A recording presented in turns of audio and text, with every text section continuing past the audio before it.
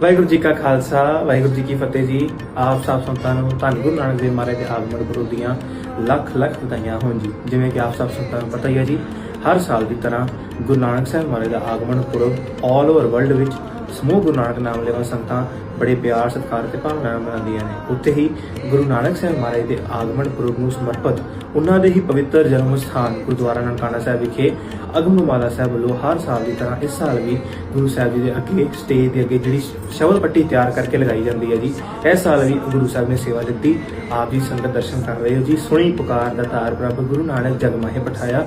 ਆਪ ਸਭ ਸੰਤਾਂ ਨੂੰ ਵੀ ਗੁਰੂ ਨਾਨਕ ਸਾਹਿਬ ਮਹਾਰਾਜ ਦੇ ਆਗਮਨ ਪੁਰਬ ਦੀਆਂ ਲੱਖ ਲੱਖ ਵਾਰ ਵਧਾਈਆਂ ਹੋਣ ਜੀ। ਆਪ ਸਭ ਸੰਗਤਾਂ ਕਿਸੇ ਨੇ ਵੀ ਰੁਮਾਲਾ ਸਾਹਿਬ, ਚੰਦੋਆ ਸਾਹਿਬ, ਛੱਤਰ, ਛੱਬੀ, ਚੌੜ ਸਾਹਿਬ, ਗੁਰੂ ਸਾਹਿਬ ਰਿਲੇਟਡ ਆਦਿ ਕੋਈ ਵੀ ਵਸਤੂ ਚਾਹੀਦੀ ਹੋਵੇ, ਆਪ ਜੀ ਜਦੋਂ ਮਰਜ਼ੀ ਕੰਟੈਕਟ ਕਰ ਸਕਦੇ ਹੋ ਜੀ। ਨੰਬਰ ਹੈ ਜੀ 7617617800 ਅਤੇ ਐਡਰੈਸ ਹੈ ਜੀ ਸ਼ਾਪ ਨੰਬਰ 6 ਆਪੋਜ਼ਿਟ ਗੁਰਦੁਆਰਾ ਟਾਲਾ ਸਾਹਿਬ, ਤਰਨਤਾਰਨ ਰੋਡ, ਅੰਮ੍ਰਿਤਸਰ ਸਾਹਿਬ। ਵਾਹਿਗੁਰੂ ਜੀ ਕਾ ਖਾਲਸਾ ਵਾਹਿਗੁਰੂ ਜੀ ਕੀ ਫਤਿਹ ਜੀ।